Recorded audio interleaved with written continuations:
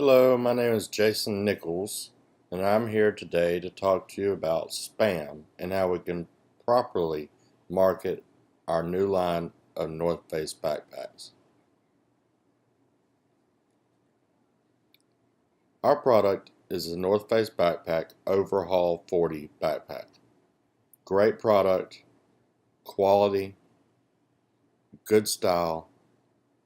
It will go far if we market it properly. This presentation will cover spam, what is spam, the Can-Spam Act, does the First Amendment cover spam, is criminal liability appropriate for spam, and how should we market our product using spam for our benefit. What is spam?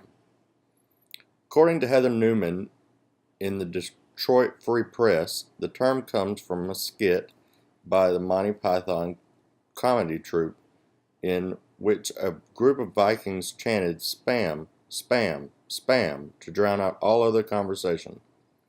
It was adopted by early internet users to describe annoying, unsolicited email advertisements that crowd out legitimate communication.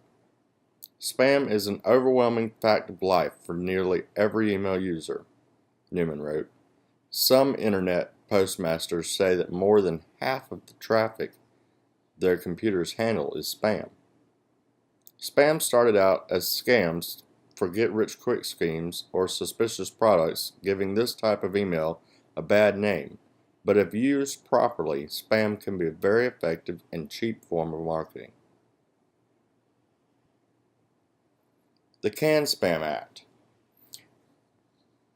The Can-Spam Act, a law that sets the rules for commercial email, establishes requirements for commercial messages, gives recipients the right to have you stop emailing them, and spells out tough penalties for violations. Despite its name, the Can-Spam Act doesn't apply just to bulk email. It covers all messages, commercial messages, which the law defines as any electronic mail message with the primary purpose of which is the commercial advertisement or promotion of a commercial product or service, including email that promotes content on commercial websites. The law makes no exception for business-to-business email. That means all email, for example, a message to former customers announcing a new product line, must comply with the law. Each separate email in violation of the Can-Spam Act is subject to penalties of up to $16,000, so non-compliance can be costly.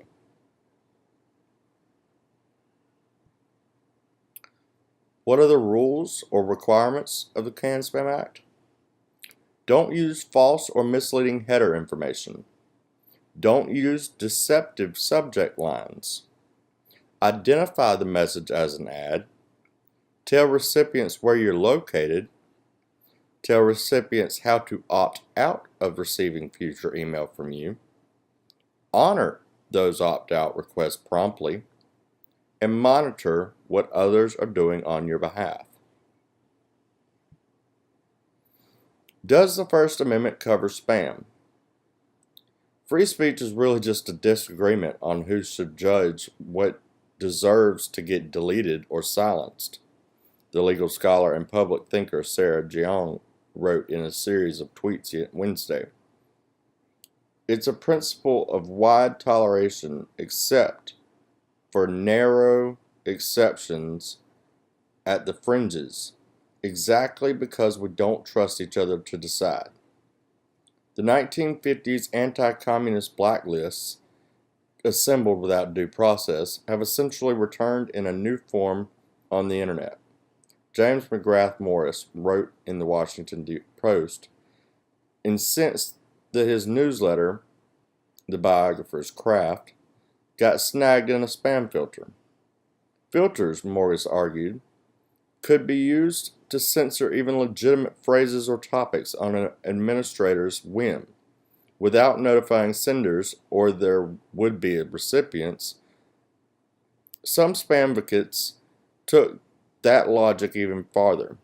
Jeremy Janes, who in 2003 became the first man convicted of felony spamming, appealed his conviction on the grounds that the 10 million ads he sent for sham products were, in fact, protected by the First Amendment. Virginia's Supreme Court initially disagreed with him, but later reversed its own ruling. Bulk anonymous emails, the court concluded, could sometimes be vehicles for protected speech. So according to this court ruling, yes, spam is protected by the First Amendment. It is very difficult to make this ruling, but if you remove the protection from some, then you would have to block all emails of this category, even the legitimate emails that are mass broadcasted. Some spam is good and can be a great way of marketing a legitimate product and deal, but some are just scams. According to the courts, both types are protected by the First Amendment. Like I said, this is a tough ruling to make. Is criminal liability ever appropriate for spam? Section 4 of the Can-Spam Act of 2003 imposes misdemeanor criminal liability for certain spam-related activities. According to the Senate Commerce Committee report, this section of the Act was intended to address situations where spammers hack their way into an innocent party's email or gain access to an innocent party's email by fraudulent means and use the innocent party's email to send out spam. In 2007, these criminal prohibitions were challenged in the United States District Court for the Southern District of California as being unconstitutionally vague and overbroad. The court rejected these challenges, however, denying the defendants' motions to dismiss indictments that were based on 18 U.S.C. 103A, 3, and 4. In 2009, these criminal prohibitions were again challenged as being unconstitutionally vague, this time in the United States Courts of Appeal for the Ninth Circuit. The Ninth Circuit also held that the criminal prohibitions of 18 U.S.C. 1037A, 3, and 4 are not unconstitutionally vague.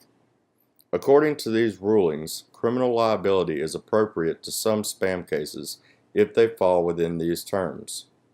As long as the court can prove that the accused had criminal intentions, then criminal liability is appropriate and the accused can be charged and sentenced by the courts. Our marketing strategy to get North Face backpacks out there through spam without breaking the law: abide by the Can-Spam Act. Avoid headlines that get automatically sent to spam filters. Create a homegrown email list. Create valuable content that appeals to the viewer. Be honest. No scams. Let viewers opt out of the email blast. And create targeted email blasts rather than shotgun blasts that would not be relevant to all viewers.